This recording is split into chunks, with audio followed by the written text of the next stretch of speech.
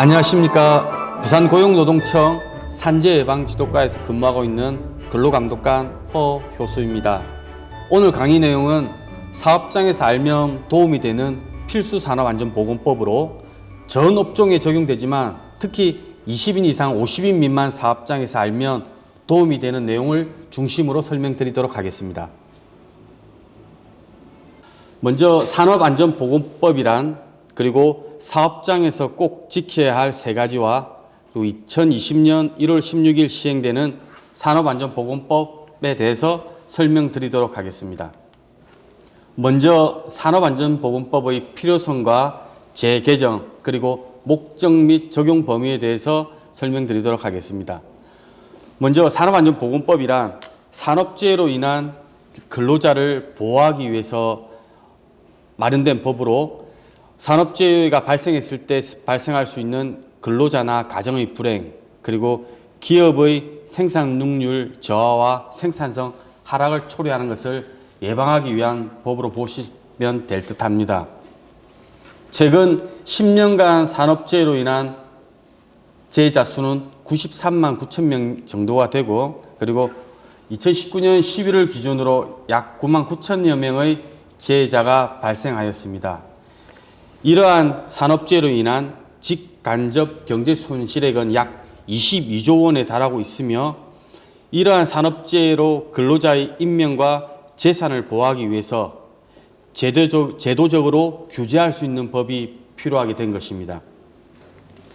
산업안전보건법은 1953년 처음으로 법제화가 되었습니다. 그리고 1981년 12월 31일 근로기준법에서 분리되어 산업안전보건법 법률이 제정되고 공포되었습니다. 이후 30여 년 만에 2020년 1월 16일 전면 개정되어 시행되고 있습니다. 산업안전보건법의 목적은 노무를 제공하는 자의 안전보건을 유지 증진하는 것이 목적이라 볼 수 있습니다.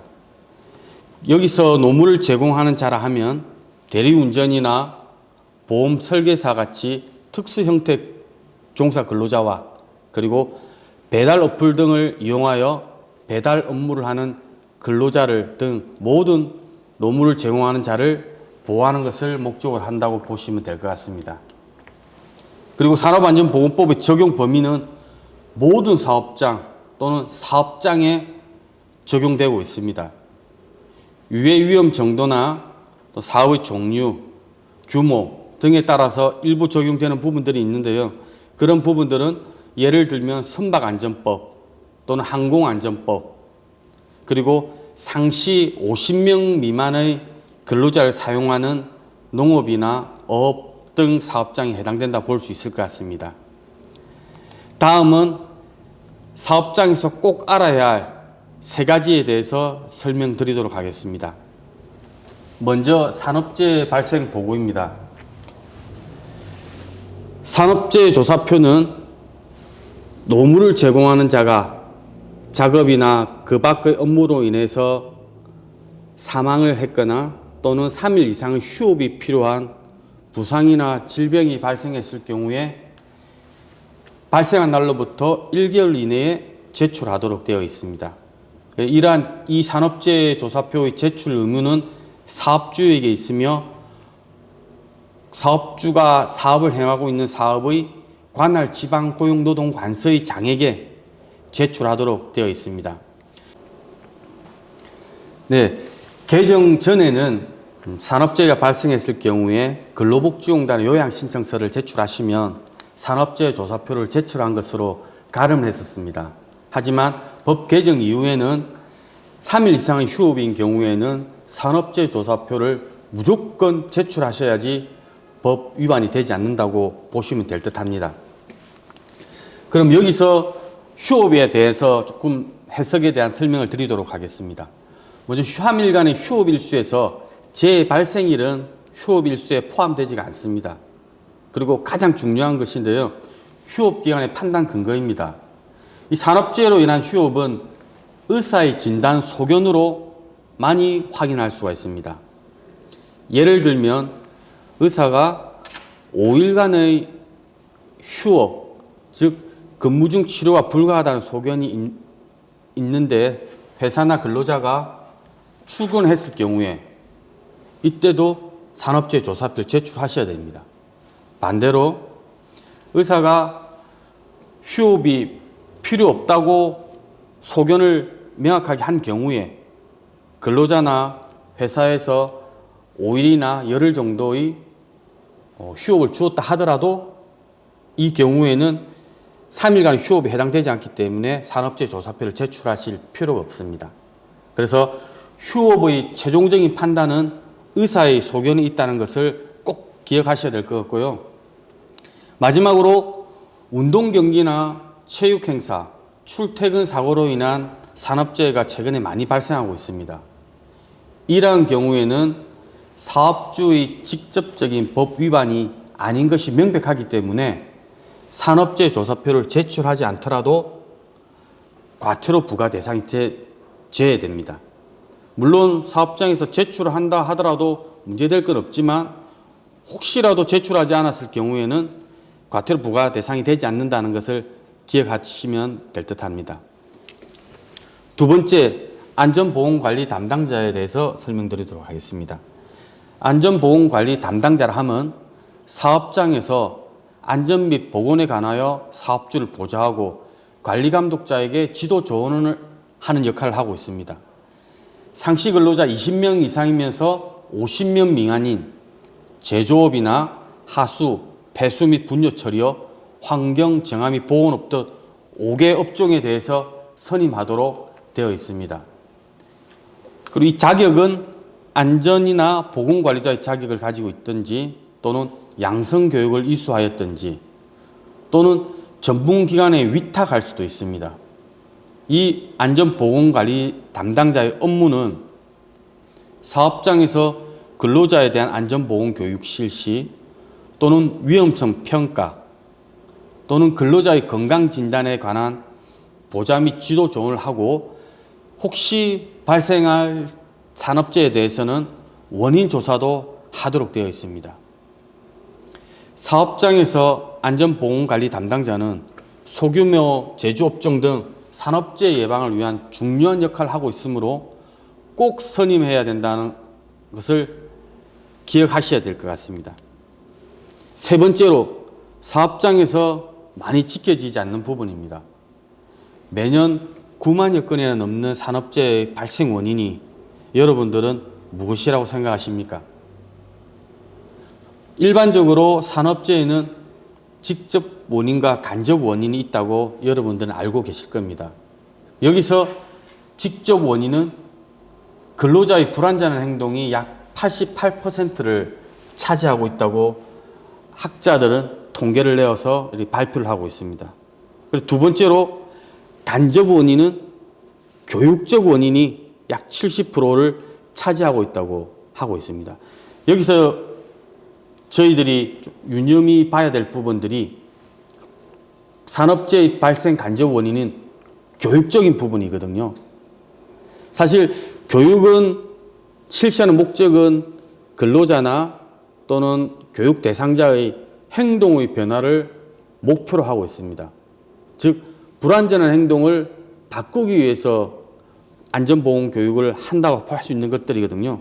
그래서 법에서 나와 있는 부분들은 정기교육이라든지 또 채용시 교육 또는 유해 위험한 작업을 하고 있는 근로자에 대한 특별안전교육 이렇게 법에 명시되어 있지만 사실 이 부분들이 모든 사업장들이 지켜주면 재해가 예방될 텐데 사실 형식적이고 또는 하지 않는 게 현실이라고 볼 수 있을 것 같습니다.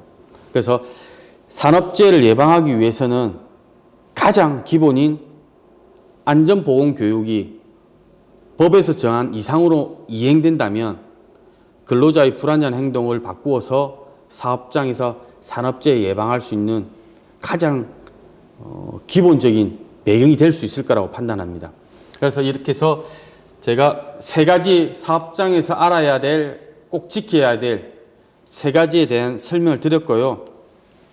마지막으로 2020년 1월 16일부터 시행되고 있는 강화된 산업안전보건법에 대해서 설명을 드리도록 하겠습니다. 네, 안전보건에 관한 이 계획은 대표이사가 직접 작성을 해서 이사회에서 승인을 받도록 하였습니다. 이 내용에는 안전 및 보건에 관한 비용, 그리고 시설, 인원 등의 사항을 포함해서 매년 작성하도록 한 부분이 기업에 있어서 채공 경영자에 대한 책임을 확대하는 부분이라고 보시면 될 것 같습니다. 그리고 두 번째로 도급인 책임 강화 부분입니다. 산업 구조의 변화로 인해서 하청업체에 대한 외주화가 확대되고 있는 게 현실입니다. 특히 유해 위험한 작업 같은 경우에는 하청 근로자가 작업함으로 인해서 발생하는 사망사고 또는 사업재해가 빈발하다 보니 이제는 도급인에 대한 책임도 강화해야 되겠다 해서 개정된 사항입니다. 먼저 책임 장소 확대 부분입니다. 개정 전에는 도급인은 추락 등 22개 위험 장소에 대해서만 책임을 지고 있었지만 개정 후에는 사업장의 실질적인 지배 관리권이 있는 모든 장소에 대해서는 원청인 도급인이 책임을 지고 안전보건 조치를 의무하도록 강화를 했습니다. 단 보호 착용이라든지 수급인 근로자의 작업 행동에 대한 직접적인 조치는 하청업체인 협력업체가 하도록 하였습니다.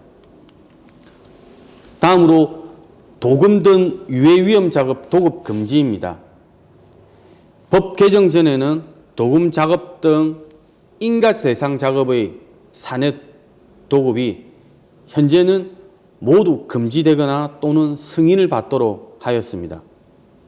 여기서 도금 작업을 예를 들 경우 본 작업뿐만 아니라 전처리라든지 마무리 작업 등 근로자가 취급하는 화학물질 등에 대해서 노출될 가능성이 있는 부수 작업도 모두 다 포함이 되었습니다. 단 일시적이나 간헐적인 작업 또는 수급인이 보유한 기술이 전문적으로 활용할 경우에만 승인을 받도록 예외 규정을 두었습니다. 여기서 일시적 작업이라 하면은 30일 이내 종료되는 일회성 작업이고 또 간헐적 작업이라 하면 연간 총 작업일 수가 60일을 초과하지 않는 작업으로 보시면 될 듯합니다.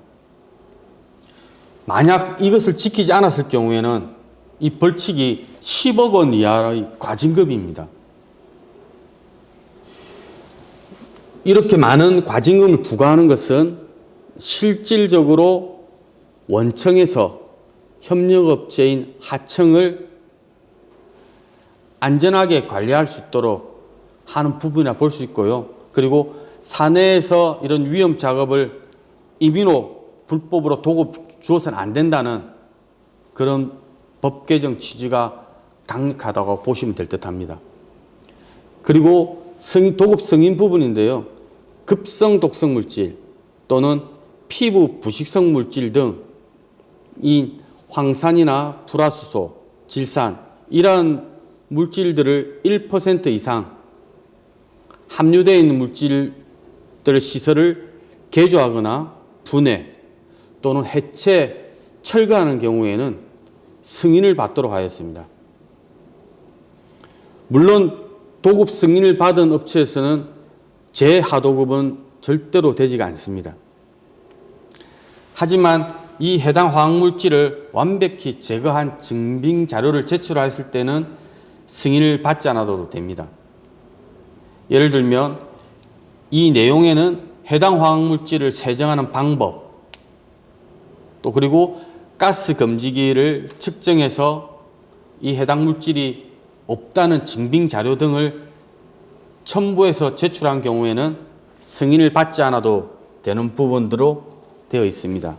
이 부분도 마찬가지로 지켜지지 않았을 때는 10억 원 이하의 과징금이 부과됩니다. 마지막으로 법령 강화 부분입니다.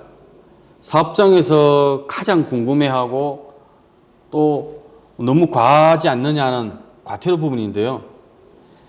이제 실질적으로 사업장에서 이행하지 않았을 경우에는 근로자의 산업재해를 예방할 수 없고 사망사고를 줄일 수 없다는 측면에서 과태료 조항이 많이 강화가 되었습니다. 그 중 중요한 4가지를 한번 보면요. 첫 번째로 교육 부분입니다. 제가 전 항에서 말씀드렸던 사업장에서 교육이 이루어지지 않는 부분들, 이게 인당 5만 원에서 이제는 50만 원이 부과가 됩니다. 예를 들면 사업장의 관리 감독자인 공장장, 생산 부서장이나 또는 공무부장 등 이런 관리직 감독자 5분을 교육을 안 했을 경우에 기존에는 5명에 대한 5만 원이 25만 원이 부과되었다면 이제는 250만 원이 과태료 부과된다는 겁니다. 그리고 사업장에서 프레스라든지 또는 크레인 이런 위험 기계 기구에 대한 안전검사를 실시하지 않았을 경우에는 대당 20만 원이던 것이 200만 원으로 상향 조정되었습니다. 그리고 사업장에서 많이 쓰고 계시는 화학물질들, 이 화학물질들에 대한 유해 위험성에 대한 물질 안전 보건 자료를 게시하고 계실 텐데 이것을 게시하지 않았을 경우에는 한 종당 10만 원에서 100만 원으로 상향되었습니다. 또한 이 화학물질을 소분 용기, 그러니까 조그만 곳에 들었을 경우에 이 용기에도 경고 표시를 해야 되는데요. 이 경고 표시를 하지 않았을 경우에도 5만 원에서 50만 원으로 과태료가 상향되었습니다. 이 4가지 항목을 비교를 해보시면 과태료가 10배 강화되었다는 것을 보실 수 있을 것 같습니다. 그래서 사업장에서 과태료를 부과받지 않기 위해서라기보다는 근로자의 불안전한 행동과 사업장의 유해 위험 기계 기구 또 화학물질의 안전을 확보하기 위해서 이 4가지는 꼭 관리를 해야 되겠다 이렇게 유념하시면 될 것 같습니다. 그리고 법령 강화 부분인데요. 과태료가 아니라 이제는 형벌인 부분입니다. 현재 개정 전에는 근로자 사망 시 7년 이하의 징역 또는 1억 원 이하의 벌금이었던 부분들이 이제 가중처벌이 됩니다. 만일에 5년 이내에 또 사망한 동일의 죄가 발생했을 경우에는 그 형의 2분의 1까지 가중처벌하도록 되어 있습니다. 그리고 도급인 및 안전보건조치 의무 위반 시에도 처벌이 강화되었는데요. 개정 전에는 1년 이하의 징역 또는 1,000만 원 이하의 벌금이었던 것이 3년 이하의 징역, 3천만 원 이하의 벌금으로 강화되었습니다. 하지만 여기서 혹시라도 근로자가 사망했을 경우에는 수급인, 하청업체와 똑같이 7년 이하의 징역에 1억 원 이하의 벌금 이렇게 동일하게 되고요. 법인에 대해서는 10억 원 이하의 벌금이 부과가 됩니다. 그래서 여기에서도 보셨다시피 원청인 도급인이 안전조치, 보건조치 위반했을 때는 처벌이 강화되었다는 것을 아실 수 있을 것으로 보입니다. 그리고 마지막으로 다음은 근로자 사망 시 수강명령 부분입니다. 이 부분은 벌금형이나 또는 과태료 조항과 다르게 해당 안전보건관리 책임자라든지 근로자 사망으로 인해서 직접적인 유죄 판결을 받은 분에 대한 실질적으로 아마 몸에 와닿는 부분일 것 같은데요. 만일에 사업장에서 근로자가 안전보건 의무 위반으로 사망했을 경우 그리고 법원으로부터 유죄 판결을 선고받았을 때는 산재 예방에 필요한 200시간이라는 범위 내에서 수강명령을 받도록 되어 있습니다. 이 200시간의 수강명령은 집행유예 기간 내라든지 또는 벌금형을 선고받고 또는 약식명령 고지 시 6개월 이내에 그리고 실형 선고 시에는 형기 내에 집행하도록 되어 있습니다. 사실 교육이란 부분들은 근로자의 또는 사업주의 의식의 변화를 위해서 꼭 필요한 부분인데, 산재 예방에 대해서 사망 사고 난 사업주에 대해서 200시간의 수강 명령이 아마도 산업재해 예방을 목적에 가장 큰 효과가 있지 않을까, 이렇게 조심스럽게 생각을 하고 있습니다. 왜냐하면 과태료나 또는 벌금은 사실 납부하면은 이제 그만이라는 생각하는 분들이 간혹 계시거든요. 하지만 이러한 산업재해 예방을 위해서 교육을 200시간의 범위에서 받는다 그러면 그 기간이 짧든 길든 사업주에게는 큰 아마 변화의 계기가 될 것으로 생각하고 있습니다. 제가 지금까지 산업안전보건법과 그리고 사업장에서 꼭 지켜줬으면 하는 3가지 부분, 그리고 최근 강화된 법률에 대한 설명드렸는데요. 산업안전보건법은 175개의 법조항으로 되어 있습니다. 이것을 다 설명드리고 그리고 이해할 수 있는 시간이 있었으면 좋겠지만 그렇지 못하는 부분은 아쉬움을 가지고 사업장에서 이 175개의 산업안전보건법을 알고자 한다면 여러분들은 스스로 많이 산업재해 예방을 위해서 많은 것을 알게 되고 그리고 지식을 쌓을 수 있을 것으로 생각합니다. 그래서 안전은 여러분이 그리고 제가 알고 있는 만큼 그 유해 위험성을 발굴할 수 있다는 그런 생각을 해주시면 감사하겠습니다. 이것으로 2020년 필수 산업안전보건법에 대한 설명을 마치도록 하겠습니다. 감사합니다.